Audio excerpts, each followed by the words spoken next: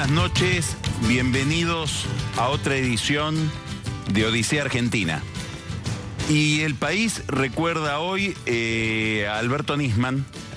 Se cumple un aniversario, el primer aniversario de su muerte, y debemos reconocer que el episodio, el hecho de la muerte de Nisman, tan conmovedora, sirve y sirvió y está sirviendo, como otros hechos también conmovedores, para poner una especie de escáner como para realizar una radiografía de las miserias, de las limitaciones, de las fisuras del sistema institucional de la Argentina.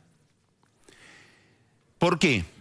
Porque tanto la muerte de Nisman como los hechos que había denunciado Nisman 4 días antes de que se lo encuentre muerto en su departamento, y más todavía, igual que la causa que había investigado Nisman a raíz o a propósito de un atentado terrorista que se produjo este año, se van a cumplir 22 años, son la base de un inventario, de un largo inventario de interrogantes, de incógnitas, que el sistema judicial, que el sistema institucional de la Argentina no logra despejar.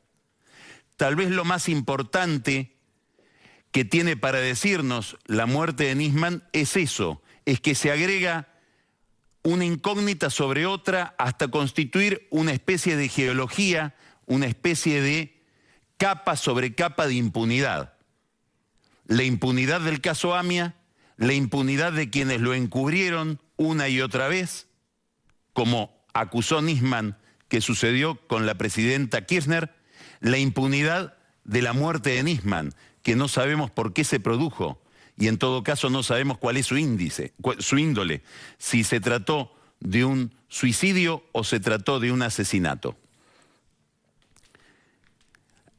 Cuando se produjo el atentado de la AMIA, un año después, se conmemoraba el primer año de ese hecho conmovedor, igual que ahora se conmemora un año de la muerte de Nisman. El embajador Avirán acababa de llegar a Buenos Aires desde Israel, era el embajador israelí, y participa ese 18 de julio del año 95 de la primera conmemoración. Y ve gente muy desconsolada, ve a los familiares de quienes perdieron su vida, de quienes fueron sacrificados en esa mutual por aquel atentado terrorista fundamentalista, y Avirán, que venía de Israel, un lugar donde la violencia, los atentados son el pan de cada semana, a veces de cada día, no terminaba de entender el porqué del dramatismo. Y le pregunta a una colaboradora, ¿por qué tanto drama? ¿Por qué lloran tanto? Y esa colaboradora le contestó, lloran no solamente por sus muertos, lloran porque están convencidos de que jamás van a tener justicia. A los 22 años, no solamente se agregan otros episodios en esta trama de complicidades que van corroborando las palabras de esa colaboradora de Avirán, sino que se agregan otras muertes sobre las que uno empieza a presumir que tampoco va a haber justicia. En el caso de la muerte de Nisman, hubo una zona liberada, no sabemos si por impericia o por complicidad. Esta pregunta acerca de la impericia y de la complicidad nos la hacemos a cada rato.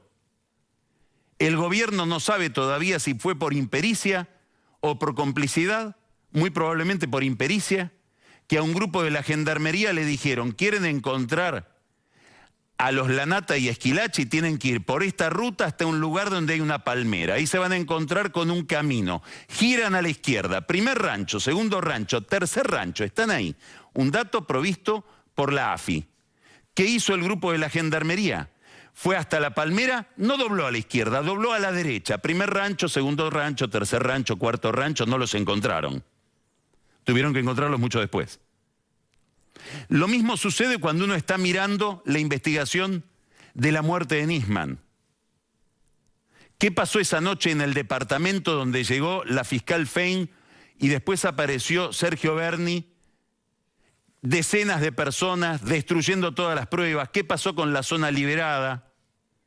Seguramente va a ser muy difícil saber por qué se produjeron los hechos, cómo se produjeron. En todo caso, ¿quién lo mató? Si es que hubo un asesinato. ¿Quién lo indujo a suicidarse? Si es que fue un suicidio inducido.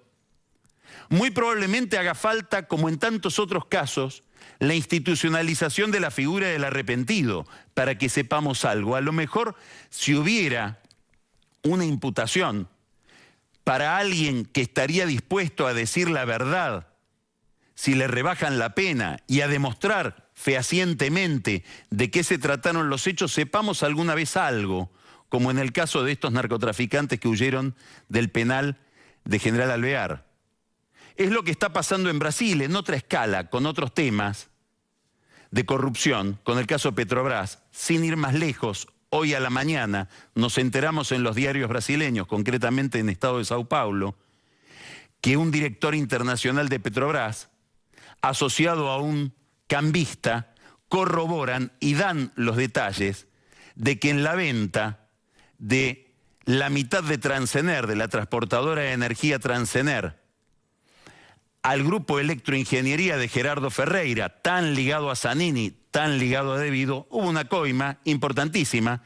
Ellos dicen, nosotros dos recibimos nada más que por hacer la gestión $300.000 cada uno. Y en eso participó Devido, organizada la operación por Roberto Dromi, el ministro antecesor de Devido de la época de Menem, y por un lobista brasileño que, para que las cosas sean perfectas, se llamaba Jorge Luz. Se llama Jorge Luz, empresa de energía.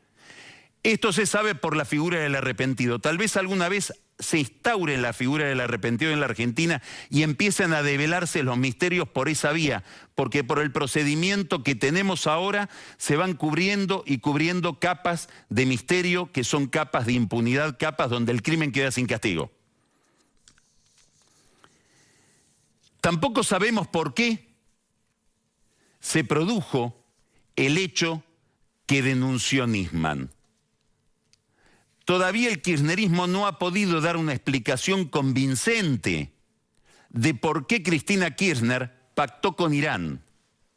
La potencia de la denuncia de Nisman, más allá del andamiaje jurídico, de la calidad de las pruebas que contenía esa denuncia, se debe a que es la primera explicación sistemática de alguien que conoce la causa AMIA respecto de por qué se produjeron los hechos que tendieron a encubrir a los iraníes también con un manto de impunidad. Es una secuencia misteriosísima. Fíjense, el 11 de agosto del año 2010, Héctor Timerman fue a dar una conferencia de prensa con Hillary Clinton donde prácticamente acusó a Irán de ser un Estado terrorista, ya no solamente de encubrir a los terroristas y de no prestarse a la investigación. El 24 de septiembre siguiente, 11 de agosto, Timerman con Hillary Clinton, 24 de septiembre, Cristina en las Naciones Unidas, 2010, reproduce esa denuncia de Timerman y delante del mundo dice, ya no estamos diciendo que no colaboran, estamos diciendo que encubren el terrorismo. Poco tiempo después, en noviembre, tienen que contestar una imputación del embajador de Irán en Naciones Unidas y la respuesta que le da el Estado argentino a la airada reacción del embajador iraní ante Naciones Unidas por estas acusaciones de Cristina es casi formal, protocolar.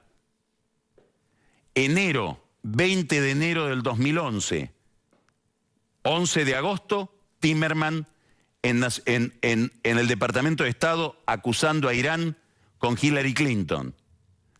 20 de enero del 2011, meses después, 5 meses después, Timerman en Alepo, negociando gracias a los iraníes el memorándum de entendimiento que constituía una comisión de la verdad, que si hay una comisión de la verdad es porque las conclusiones a las que había llegado la justicia argentina no serían tan verdad. una comisión donde los acusados iban a intervenir en la investigación del propio crimen del cual se los acusaba. ¿Qué pasó en el medio? No hay explicación. La explicación más aproximada que producen los mismos funcionarios del kirchnerismo es que, claro, el 27 de octubre, entre aquella presentación en Naciones Unidas de septiembre y la reunión de Alepo de enero del 2011, el 27 de octubre del 2010, muere Néstor Kirchner. Y Chávez pasa 4 días al lado de esa mujer derrumbada que era Cristina Kirchner por la muerte de su esposo. Y aprovecha ese estado emocional para hacerla girar hacia Irán, en una complicidad que introduce a la Argentina en una liga de estados opacos: China, Rusia, Irán, Venezuela. Venezuela, con la que teníamos una tradición de corrupción en la que está también Julio De Vido involucrado, según declaró en su momento el embajador Saduz. Quiere decir que detrás de la denuncia de Nisman está el pacto con Irán, y detrás del pacto con Irán un alineamiento internacional de la Argentina, que es el alineamiento con la opacidad. No hay distancia, demasiada distancia entre esto, el tráfico de efedrina, las relaciones con la AFA, la relación entre el tráfico de efedrina, la AFA, el tráfico de armas, los Lanata, la Morsa. Es parte del mismo sistema de complicidades, de fisuras institucionales, de alineamientos internacionales carentes de auditoría, carentes de transparencia, complicidades de Estado a Estado. En ese marco se inscribe la muerte de Nisman. Macri viaja mañana a Davos. Y ese viaje es la ruptura con este alineamiento. Hay que prestar atención a ese viaje porque ese viaje va a tener una agenda que indica que la Argentina empieza a reoccidentalizar su política exterior. Macri se va a encontrar con el vicepresidente de los Estados Unidos, Biden, con el secretario de Estado de los Estados Unidos, el canciller Kerry. Se va a encontrar también, si es que ella viaja, con Angela Merkel, y se va a encontrar con Netanyahu, con el primer ministro israelí. Y con Netanyahu seguramente va a hablar de la muerte de Nisman y del acuerdo con Irán que el gobierno de Macri decidió no promover, no convalidar, al no apelar un fallo sobre la inconstitucionalidad de ese acuerdo. En ese fallo de la inconstitucionalidad está abierta la puerta para que se reabra la investigación que Nisman no pudo terminar de realizar y que el Poder Judicial argentino, con la contradicción de algunos de sus fiscales, con la contrariedad de algunos de sus fiscales, como Polichita, que intentó llevar adelante la investigación, se negó a realizar. En un hecho flagrante de violación a los derechos humanos, porque como indica la Carta de los Derechos Humanos de la Comisión Interamericana de Derechos Humanos, los crímenes de lesa humanidad, como es el atentado de la AMIA y cualquier forma de crimen que intente encubrirlo, son crímenes imprescriptibles, que deben ser investigados, que no se pueden cerrar sin una indagación. El gobierno de Cristina Kirchner intentó cerrarlo a su manera. Al poco tiempo de la muerte de Nisman, un sociólogo ligado al gobierno, ligado al aparato de inteligencia del gobierno, Jorge Elbaum, escribió en página 12 que la muerte de Nisman está ligada subliminalmente a la investigación que quería realizar Nisman, y que la investigación que quería realizar Nisman se explica por una ruta del dinero, que Nisman en realidad había sido promovido por los fondos buitre que querían hostigar a Cristina Kirchner, y que quienes, como Santiago Kovadlov, como Daniel Sapsay o como Marcos Aguinis, repudiaron el acuerdo con Irán, también estaban movidos por la plata de los buitres. La explicación no puede tener más rasgos antisemitas. Finalmente, detrás de la muerte de Nisman, detrás del hecho que hoy luctuosamente se conmemora, había nada más que un grupo de judíos buscando plata.